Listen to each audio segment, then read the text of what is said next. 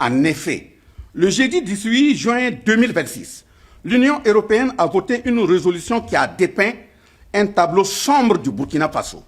Cette résolution a été portée de façon démentielle par le général français Christophe Gomard. Est-il besoin de rappeler que ce sont ces mêmes acteurs, dans le même Parlement européen, qui ont porté l'ignominieuse résolution le 12 mars 2026, exigeant la libération, je cite, immédiate et inconditionnelle de Mohamed Bazoum, fin de citation.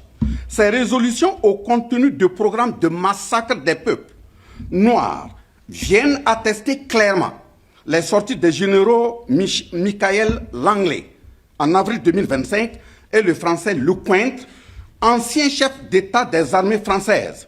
Ce général français Lecointre qui a affirmé que l'Europe aura, je cite, l'obligation de retourner, fin de citation, un jour au Sahel. Dans des attitudes de condescendance, aux élans de nouveaux négriers, le général Lecointre a déclaré, je cite, « L'Europe devra revenir pour aider à restaurer les États, les administrations et le développement », fin de citation.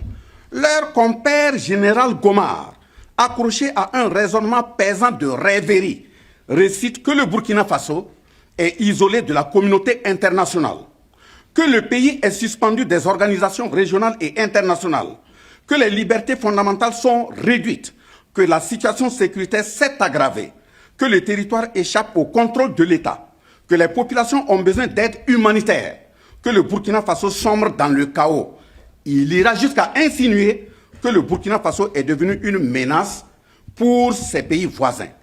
Camarade Premier ministre, lorsque nous constatons que des individus ont été procréés, élevés et dressés pour ne faire rien que du mal, il faut qu'à un moment donné, nous osons rendre le mal par le mal pour que le mal sache que ça fait mal. Donc,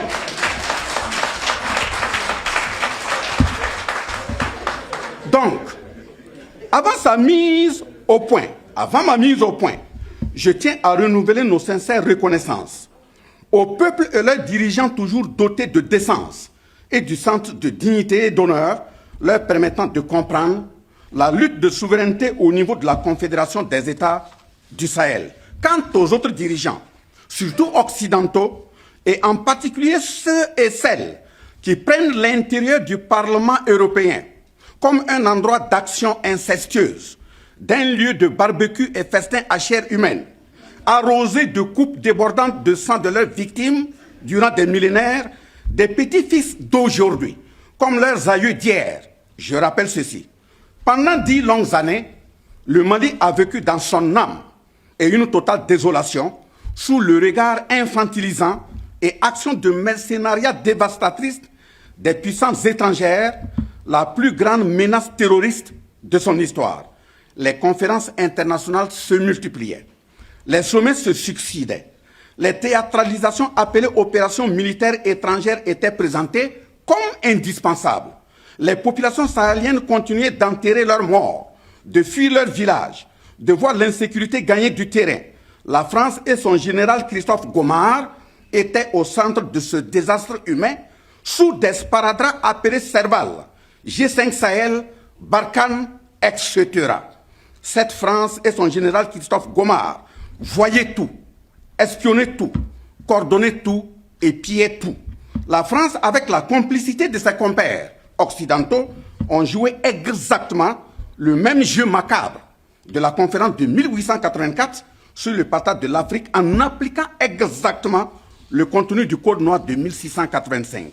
Elle a joué pleinement son rôle de pays prédateur. Elle a glissé après le Burkina Faso et le Niger dans sa besace. C'est donc pour refuser la continuité de la mort dans l'âme en assistant à l'enterrement continu de la force juvénile à travers les massacres physiques, la désarticulation de nos identités, le pillage organisé de nos ressources que les camarades général d'armée Assimi Goïta, général d'armée Abdourahmane Tiani et le capitaine Ibrahim Traoré, président en exercice de la Confédération des États du Sahel, ont pris la décision historique, le 23 septembre 2023 à Bamako, de créer l'Alliance des États du Sahel, après la Confédération des États du Sahel, le 6 juillet 2024 à Niamey au Niger. Ce choix n'est dirigé contre aucun peuple, mais il marque la fin d'une époque où l'Afrique devait constamment attendre son salut de l'extérieur. La Confédération des États du Sahel est née de cette conviction simple que personne ne viendra défendre nos terres, nos familles et notre dignité mieux que nous-mêmes.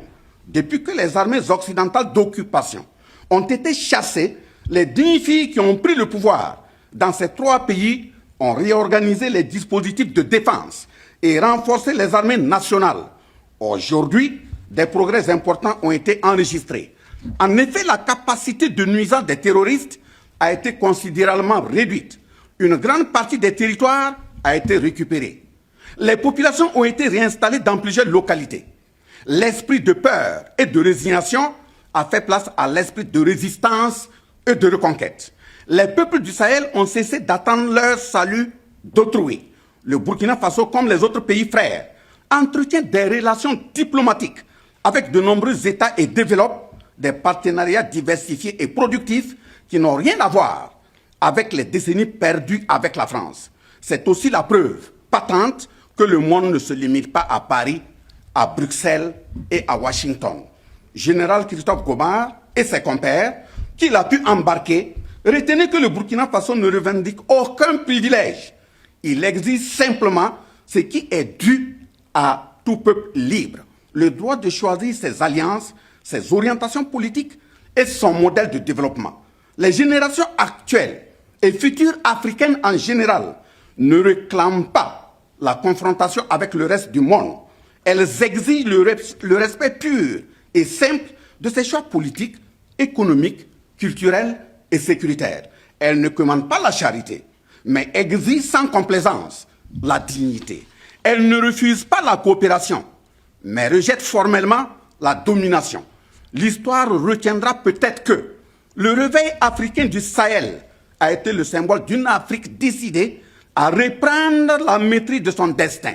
Les peuples de la Confédération des États du Sahel ont décidé de marcher debout et n'accepteront plus de la façon assumée de revenir se remettre à genoux. Chers dirigeants occidentaux, symbolisés par des Lécointres, des Gomards et des Langlais, libre à vous de poursuivre dans la manipulation et la désinformation. L'Afrique vous voit prêt à redescendre comme dans les années de la traite négrière afin de remplacer les supplétifs de vos armées appelées terroristes en perte de vitesse au Sahel. Mais les nouvelles générations africaines en solidarité avec les autres peuples du monde épris de dignité, d'honneur, de justice, du progrès social et de paix vous attendent de pied ferme. C'est pour cela que je condamne fermement les scènes de désolation observées en Afrique du Sud et qui déshonorent les peuples d'Afrique, salissant de toute la solidarité africaine apportée à ce pays frère pendant les moments sombres dans les griefs de l'apartheid. Nous adressons notre profonde compassion à l'ensemble des ressortissants meurtris, parce que l'Afrique a besoin de la solidarité entre ses fils et filles et partout dans le monde. Camarades Premier ministre, l'heure n'est plus à l'attentisme, mais au renforcement dans l'organisation. L'unité et l'action des peuples noirs, partout dans le monde, en solidarité avec tout peuple épris de valeurs humaines, car c'est en conjuguant nos efforts, nous démontrerons que notre jeunesse n'est pas seulement l'avenir de la Confédération, elle en est déjà le moteur. Vive la Confédération de l'Alliance des États du Sahel, vive la coopération fraternelle entre nos peuples, que Dieu et les membres de nos ancêtres nous accompagnent, la patrie ou la mort, nous vaincrons. Je vous remercie.